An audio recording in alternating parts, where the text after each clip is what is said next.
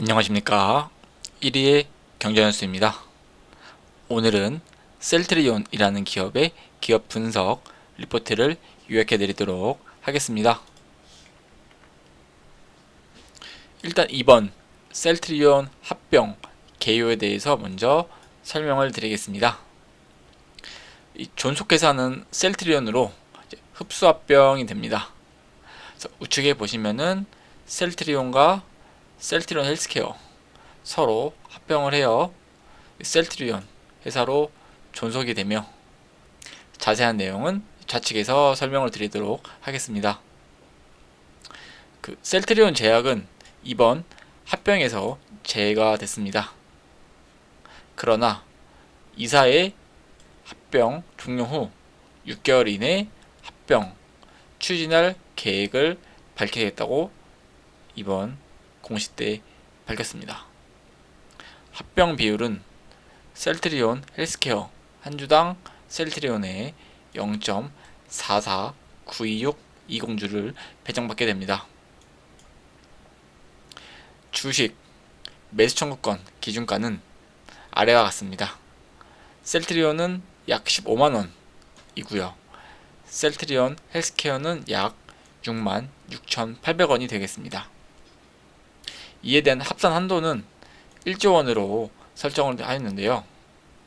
이에 따른 소액주주 청구권 금액과 이 찬성표가 이번 합병의 결과를 좌지우지할 것으로 예상되고 있습니다. 주요 일정은 아래와 같습니다. 일단 9월 1일날 주주 자격의 기산일이 산정이 됩니다. 그리고 10월 23일날 합병 주주총회를 열게 되고요. 그리고 합병 기일은 12월 28일이 되겠습니다. 그리고 마지막으로 내년 1월 12일날 합병 신주 상장 예정에 있고요. 그리고 가장 중요한 주식 매수 청구권 행사 기간은 올해 10월 23일부터 11월 13일로 예정되어 있습니다. 일단 셀트리온의 목표 주가는 22만원이 제시가 되었습니다. 교보증권의 목표 주가이고요. 셀트리온의 목표 주가는 큰 변동이 없습니다. 이전에 계속 24만원 이던 목표 주가가 올해 8월 22만원으로 낮아졌고요. 바로 이틀 후에 또 보고서가 제시가 됐는데 동일한 금액인 22만원으로 제시가 되었습니다. 그래서 이번 내용은 주 합병 전 또는 합병 후 언제 사야 하나에 대한 내용을 주로 다룰 것이고요. 그래서 이에 따른 체크포인트 4가지에 대해서 말씀을 드리도록 하겠습니다. 향후 체크포인트 1 가이던스의 가시성입니다. 8월 17일 기준 헬스케어 시장 매출 컨센서스는 올해 2.2조 원, 그리고 내년 2.6조 원, 그리고 25년도 3.1조 원 수준입니다. 우측에 보시면은 그래프로 정확한 그림을 보실 수 있겠고요. 그래도 매년 이 헬스케어의 시장은 성장하고 있다고 보셔도 되겠습니다. 이러한 부분에 따라서 이 셀트리온 실적에 추가될 수 있는 것들에 대해서 말씀을 드리겠습니다. 이 셀트리온 테바향의 CMO 매출 약 1100억 원 정도 되고요. 이거는 이제 올해 예상 수치이고요. 그리고 셀트리온 제약의 약 3,800억 원, 이거는 작년 기준입니다. 그리고 마지막으로 셀트리온 아시아 퍼시픽의 매출 1360억, 22년도 기준으로 예상이 되고 있겠습니다. 단순 한 개로 볼 때는 합병법인의 현재 시장 컨센서스는 약 3.2에서 3.3조 수준인 것으로 예상이 되고 있습니다. 24년도 매출 가이던스를 달성하기 위한 조건이 있습니다. 그 조건은 현재 시장의 기대를 상회하는 미국 진펜테라, 그리고 유럽의 램시마 SC, 그리고 유플라이마 매출의 성장이 필요할 것으로 예상되고 있겠습니다. 향후 체크포인트 2, 합병법인 수익성의 장단기 변수입니다. 일단 매출 원가율단에서 말씀을 드리도록 하겠습니다. 셀트리온 헬스케어 재고자산 규모는 2019년 4분기 1.6조 원에서 이번 2분기 2.56조 원으로 14분기 동안 약 재고자산이 1조나 증가하였습니다.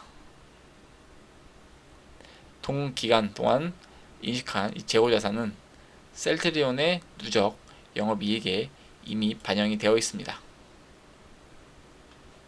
따라서 현재 재고자산이 소진되는 동안 GPM 매출 총이익률은 다소 높게 유지가 될 것으로 보여지고 있습니다. 셀트리온 헬스케어 재고자산 규모는 요약적으로 차트로 아래와 같이 첨부를 하였습니다. 차트를 보면은 많이 증가한 것으로 보이는 그림이 되겠습니다.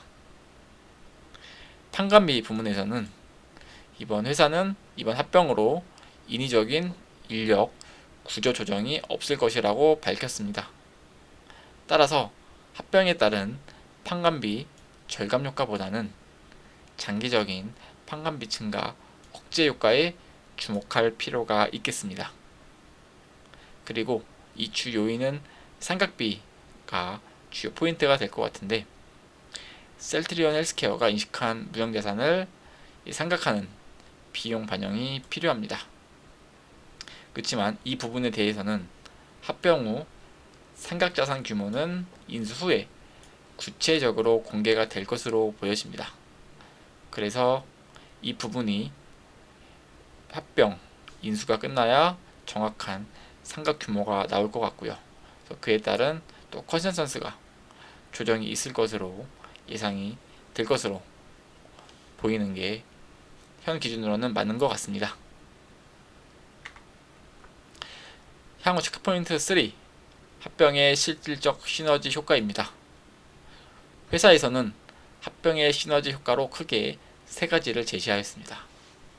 첫째, 선택과 집중을 통한 대규모 투자 효과, 그리고 원가 경쟁력 강화를 통한 시장의 지배력 확대, 그리고 세 번째, 거래 구조 단순화를 통한 투명성 제고 등을 밝혔습니다.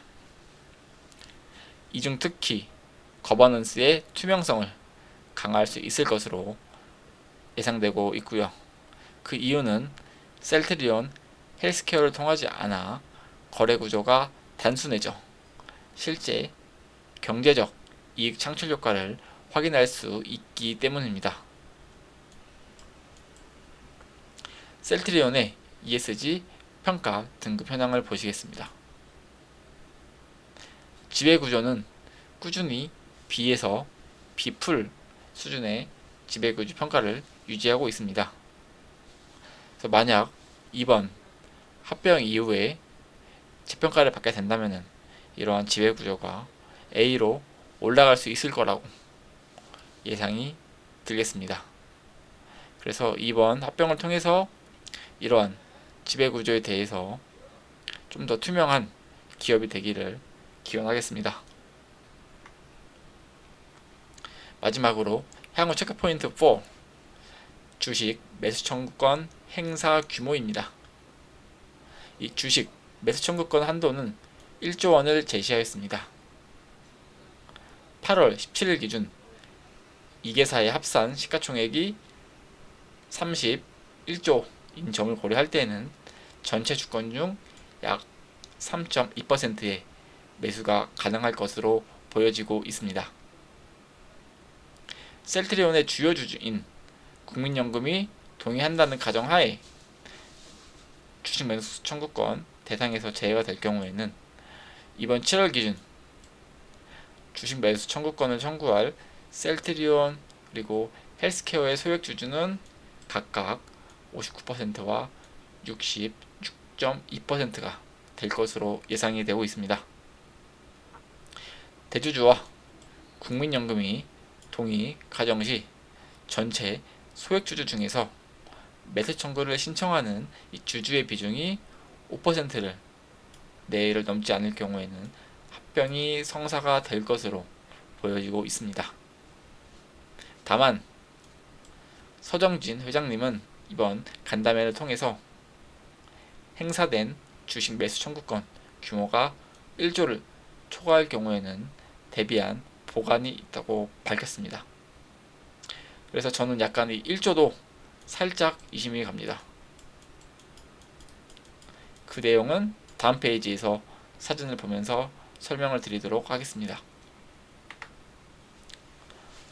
이번 2분기 반기 보고서를 가지고 왔습니다.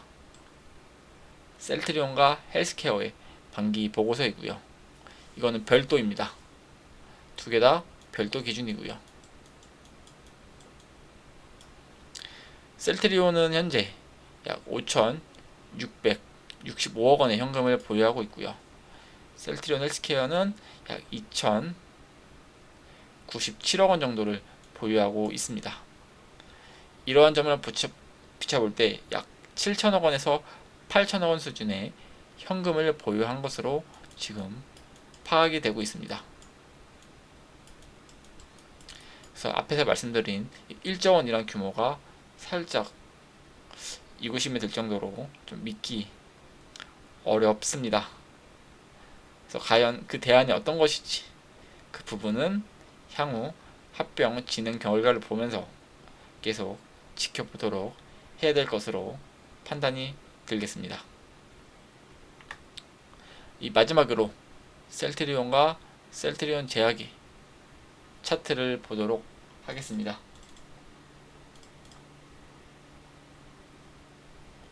저는 셀트리온이랑 셀트리온 제약을 가지고 왔는데요. 셀트리온 헬스케어를 가지고 오지 않고 셀트리온 제약을 가지고 온 이유를 먼저 말씀을 드리면서 방송을 진행하겠습니다.